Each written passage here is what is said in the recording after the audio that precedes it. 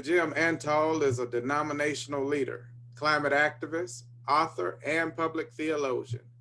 He serves as special advisor on climate justice to the General Minister of and President of the United Church of Christ.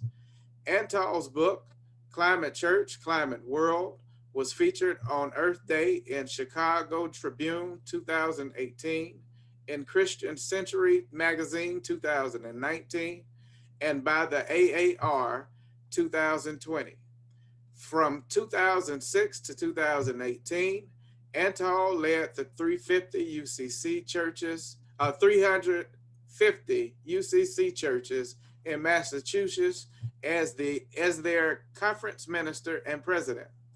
Antal is a graduate of Princeton University, Andover Newton Theological School, and Yale Divinity School, which recently honored him with the William Sloan Coffin Award for Peace and Justice. In 2019, Antal was honored as recipient of the UCC Social Justice Prophet Award. An environmental activist from the first Earth Day in 1970, Antal wrote and championed three groundbreaking national UCC resolutions. In 2013, the UCC became the first national body to vote to divest from fossil fuel companies. In 2017, the National UCC Synod voted to declare a new moral era in opposition to President Trump's withdrawal from the Paris Climate Accord. In 2019, the UCC National Synod became the first Christian denomination to endorse the Green New Deal. At this time, I present to you Reverend Dr. Jim Antal. Now, Michael could have said a lot of other things about me that would not have been so nice, and I'm glad he didn't. But having said that, I just want to say how honored I am to join the many distinguished witnesses who he has gathered here for today and for the forum tomorrow.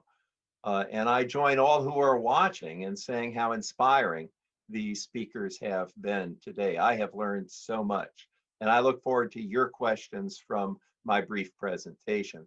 Let me begin by offering 6 takeaways, and a few of these have already been mentioned by previous speakers. First of all, we must bind together our concern for activism for climate injustice with our engagement of racial inequity and economic inequality. We tell the fullest truth when we demonstrate how all of these are linked together.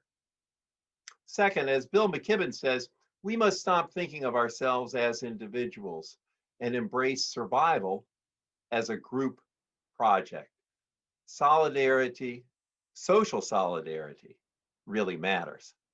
Third, we must take every opportunity to support science and facts while actively resisting science denial. Fourth, if it feels like we're approaching some kind of a breaking point, that's because we are. We need to hold on to that consciousness. The danger is that humanity is so good at incrementally adapting to things, and we are so resistant to major change that once we adapt, we can normalize almost anything. Next, we need to wake up the church, beginning with the rediscovery of gratitude. People of faith leading lives of gratitude, they will refuse to accept the wrecking of our common home.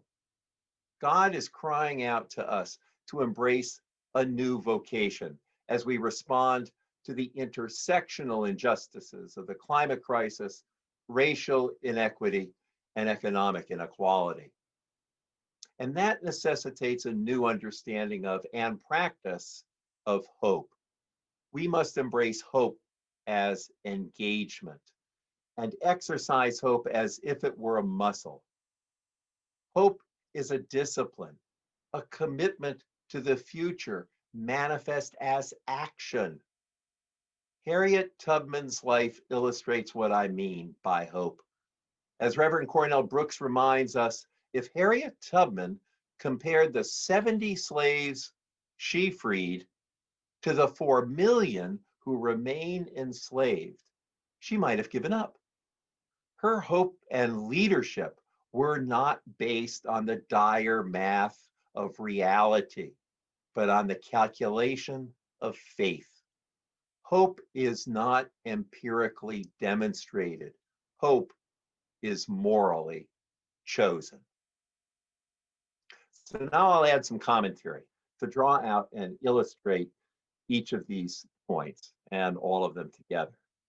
In a moment, I'll share some good news, but first I want to mention just a few points of bad news that many of us on this conversation are already aware of. As we all know, the world is on fire. On the West Coast, an area larger than New Jersey has burned in the last 8 weeks. But it's not limited to the West Coast. Record heat in the Arctic is causing unprecedented wildfires. And in June, the temperature in Siberia above the Arctic Circle was over 90 degrees Fahrenheit.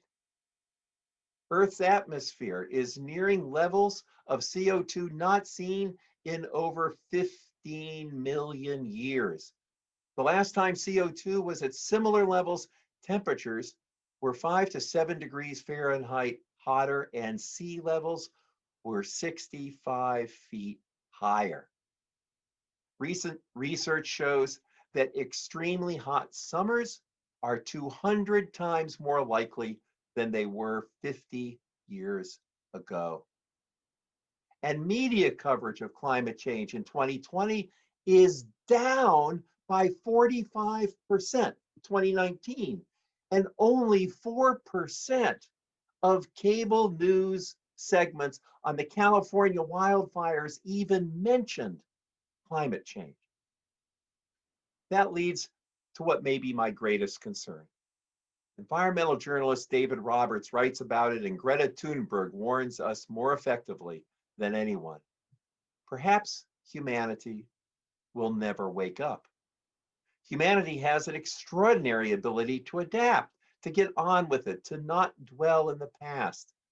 This has been enormously useful throughout our evolutionary history, but now our ability to adapt makes it difficult for us to keep our attention focused on how much is changing, how much we are losing. Rather than freak out at the incremental changes, we adapt to a new normal.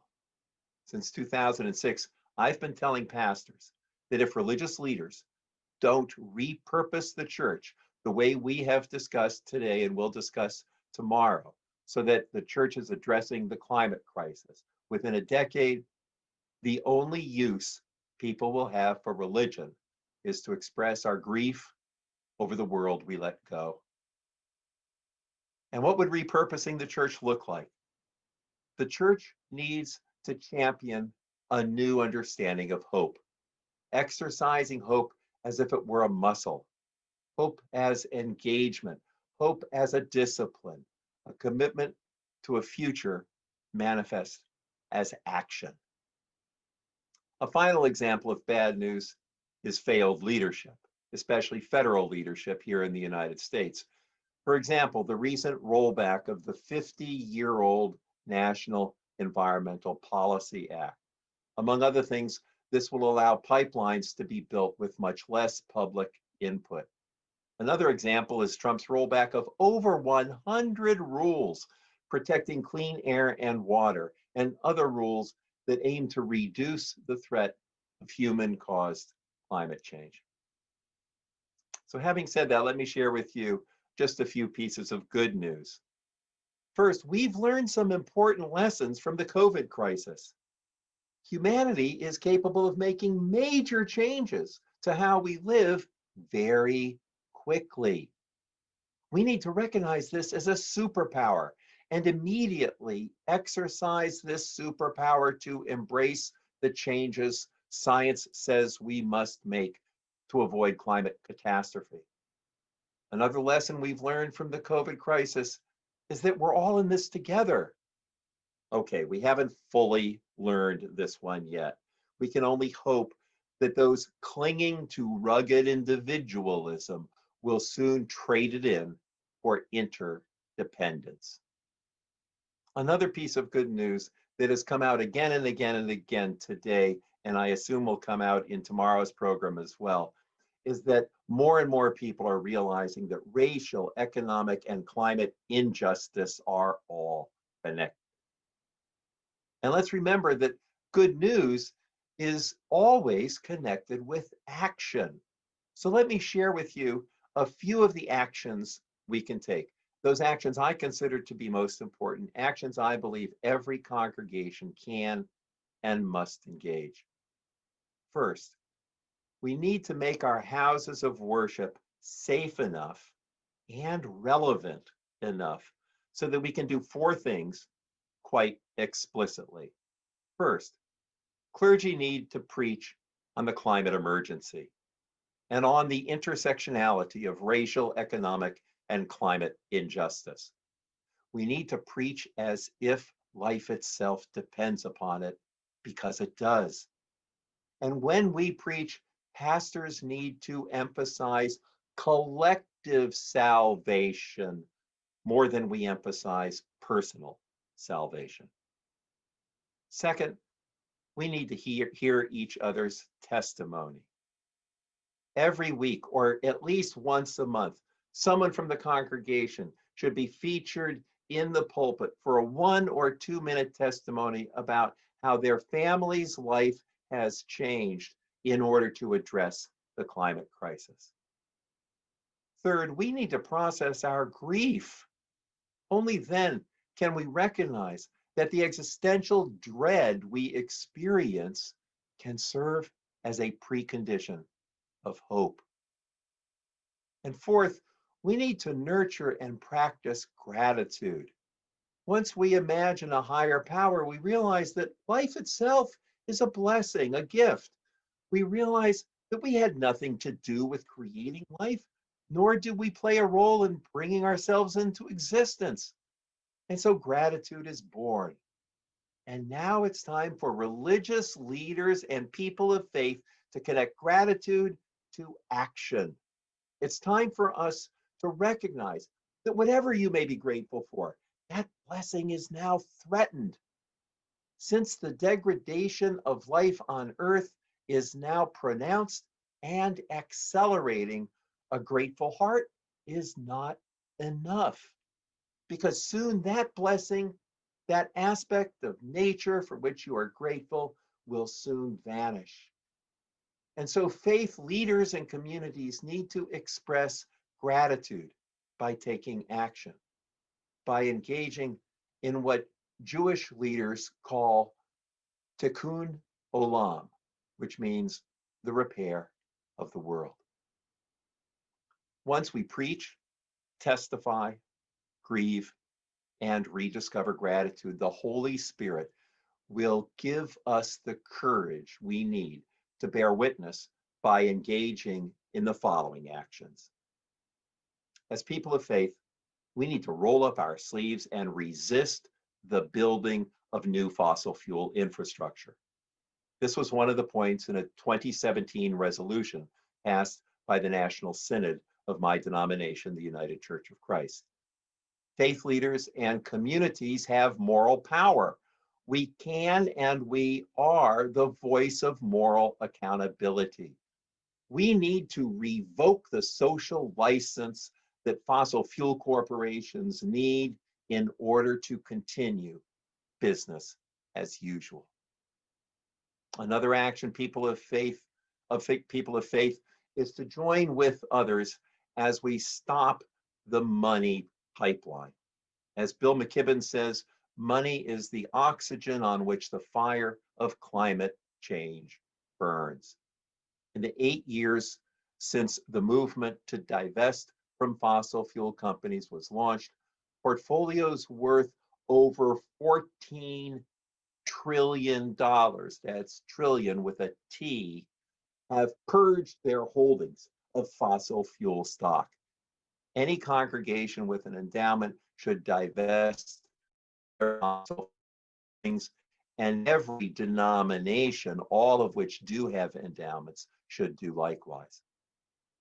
And all of us can join the movement to make JP Morgan Chase, Wells Fargo, and other major banks stop lending money to fossil fuel companies so that they can wreck our common home. Learn more about this initiative, visit stopthemoneypipeline.org. That's one word, stopthemoneypipeline.org. And one more thing. Just yesterday, Senator Jeff Merkley introduced two bills that would prevent national financial institutions from continuing to fund fossil fuels. And here's another action. We are 12 days from what many consider the most important election in American history. There can be no doubt that this election involves a fundamental moral choice. Faith leaders cannot remain silent. Congregations must not stand idly by. The stakes for huge. Each of us must answer the call together, congregation by congregation, and as people of faith united across denominational and across interfaith boundaries, we must lift our voices. So now let me conclude by offering just a very brief outline of how to go about becoming a creation justice church, or whatever your denomination or congregation might call it. I want to be quick to point out that in today's program, we've heard countless suggestions about how your local congregation can get involved. So what I'm going to offer is just kind of a brief and sort of orderly superstructure in which many of those ideas can fit. First of all, it's kind of obvious, you need to form a group in your church. And they have all different kinds of names. Creation Justice Task Force is one of them, but there are all kinds of different names. Second, you need to discern your congregation's climate justice calling as you incorporate worship, as you incorporate it into worship and into your life together by preaching, by testimony, by expressions of grief, and by expressions of gratitude. Third, you need to commit to follow that calling alongside other congregations, possibly using a common covenant. Locking arms with other congregations in an interfaith context, including an interfaith context, is, I think, essential. Next, identify what immediate actions you can take. And we've heard really dozens of immediate actions that any congregation can take. And finally, we need to connect each of the justice concerns that your congregation already cares about. We need to connect them with climate injustice and show how it is that climate change is impacting every single justice issue that our congregations have cared about for decades, and some of us even hundreds of years. If we can do those things, if every congregation who listens to this program can do things, then we're going in the right direction. And as Reverend Durley reminded us at the beginning of today's program, we will win. Thank you for that. And Michael, I look forward to any questions or comments you might have. Well, I got a comment first. I got to get this out. Wow. Just wow. As I've always told you, anytime I hear you, I'm just delighted, and I just sit at your feet and lap it all up. In your talk just now, as well as in your book, you you spoke of imagination in context, and let's deal with imagination, because I personally believe that's a part of the church's biggest lack and biggest growing area, and not just the Christian church, but religious institutions period. And I think that we lose hope because we lack creativeness, we lack imagination. Can you talk to me a little bit, because you did in your book, you did imagine, but your world you imagined was a world in which we kept going the way that we're going, and you write this letter and you imagine this world that's just faltered. But can you talk to us just for a moment about hopeful imagination? So thanks for this question, because I think it's one of the most important questions. And the theologian, which many people who are listening to this have read, Walter Brueggemann, talks about the importance of imagination. And I sit at his feet in much of what I think and say and attempt to do. In my book, I had an interlude. After I sort of introduced the subject in the first two chapters, I had an interlude in which I imagined, and of course, this was all based on science, and I come from a science background and all of this, so that was all incorporated in it. I imagined in 2070, a church in a metropolitan area, Boston is where I'm from, so I was imagining it in Boston, was closing on Ash Wednesday. And just for those of you that aren't Christians, Ash Wednesday is one of our high holy days in Christianity. As most people know, we impose ashes on one another. And that seemed like a proper time to close a church. And the reason it was closing is because they had just experienced what I think was like the 5th Category 6 hurricane. Now, most folks know, what are you talking about, Category 6? Fukushima or whatever his name was that invented the 5 categories of hurricanes. There's only 5, Antal. What are you talking about? Well, it turns out right now, literally right now, as I am speaking to you, there is a hurricane that has a Greek name because we ran out of English alphabet names. And it went from being a tropical storm to being a Category 3 hurricane faster than any hurricane in recorded history. Okay. And it may go off the charts, off the mileage records, and become a Category 6 hurricane. That's going to happen. It's going to happen a bunch of times between now and 1970 or 2070. So my point in writing this interlude was to help readers realize what will be the role of the church if we allow the degradation of creation to falter in ways that are now inevitable. So our imagination has to be employed to stop what is now inevitable. And so I go through the rest of the book, and then at the end I have an epilogue. And in the epilogue, I imagine in 2100, there being a gathering of church folks, most of which is an online gathering. I wrote this before COVID, by the way. Most of which is an online gathering, and that's because indoor arenas can only be air conditioned to like 88 degrees. Now, Phoenix, I just read today that Phoenix this year so far has had more days over 100 degrees than it has had days less than 100 degrees this year, right now. So even though we might find ourselves in a situation where the best air conditioning we got can only get us down to 88 degrees indoors, that would still be a planet worth saving, and it would still be a home worth living in.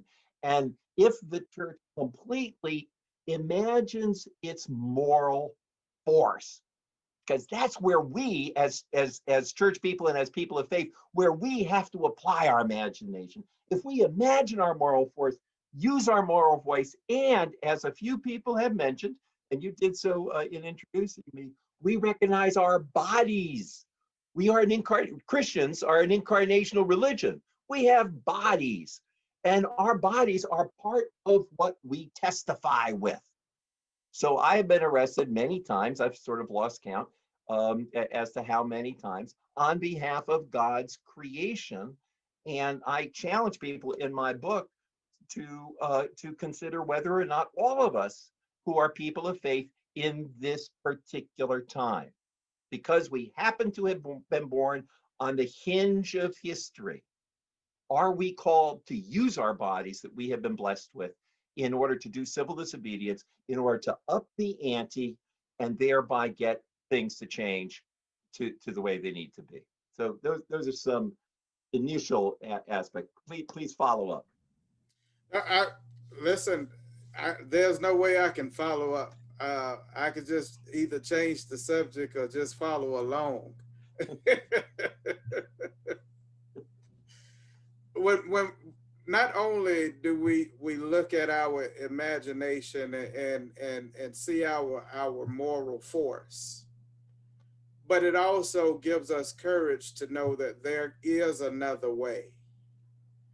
We don't have to, and now in the age of COVID, when the saddest thing that I'm seeing is religious institutions going and opening back up right now, while COVID is spiking, not going down, not subsiding, not even hadn't even hit a plateau. It is literally spiking right now, and religious institutions are rushing back when there's so much to be done in the field. And for me, you stand as a symbol for what it looks like to be in the field doing uh, ministry or doing activism as ministry. I'm going to lean into our Christian understanding for just a moment. And I'll ask you, I just talked about activist theology or an activist understanding of our Christianity. How do you see Christ, and what do you think that Christ is saying right now in this moment around this topic of energy justice? So the first thing that comes to my mind is that God's heart is the first heart to break. Every single time any form of injustice is manifest, but particularly in this time when all of us who are part of this conversation recognize that it's as if the different silos of injustice are amplifying each other. And I can just feel Jesus crying over Jerusalem. And in that passage, if you go to that passage in scripture, I think I'm quoting from the Gospel of Luke, I believe, that not only does Jesus cry over Jerusalem, but he says, would that you had acted on the opportunity, the kairos moment that was given you. And so when I think of your question about how do I understand Jesus, I see Jesus as doing everything he can to say, this is it, gang. It's the Kairos moment. I am with you all the way. But man, you got to change what you've been doing for 200 years. And then kind of a little, oh, by the way, you've only been doing it for 200 years. You're capable of changing. Come on. So it's, part partly I feel every single morning I wake up and I feel pushed by Jesus to, okay, re-engage the battle, as Gerald put it earlier. Um, uh, but also I feel sort of surrounded by Jesus affirmation and support, a kind of a you can do this. I am with you. Uh, and in the various talks that I give, and when I'm out in the street, as many people in this conversation, and I know you are, Michael, out in the street plenty. um, it's that sense of we are doing it uh, with our Lord, in his name, for each other. That's what keeps me going. So that's my connection, as best I can articulate it. Yeah, I appreciate Jesus militant. That's who I appreciate. You can have the Jesus with the roses and the lilies, and I no, I want that dirty one. That one that they thought was crazy. That's what I want. And any honest reading of the gospel, any informed reading of the gospel is going to give you that Jesus myth. Yes. It's going to Yes. tell you how upset Yes. all the people around him were all the time. And the idea that we have somehow domesticated Jesus here in the first world, and particularly in America. And it's we did nothing different with Martin Luther King. We domesticated Dr. King, and we forgot about the last 3 years of his life when he invented intersectionality and he put it all together. And he did that because he read scripture and he knew how Jesus put it all together too. Yes. Yes. And for me, it's important now more than ever that we start really raising awareness around this intersectionality. For me, the church was co-opted. Our religious institutions was co-opted by capitalism, and we lost our social conscience. And somebody has to sound the alarm to say, hey, there are people involved, and God has, our spirit has given you the authority and the role of caring for creation. At some point, somebody has sounded that alarm. I thank you for being one of those that sounds that alarm, and I thank you for mentoring me and sounding that alarm. Thank you so very much, Dr. Antal, for being with us.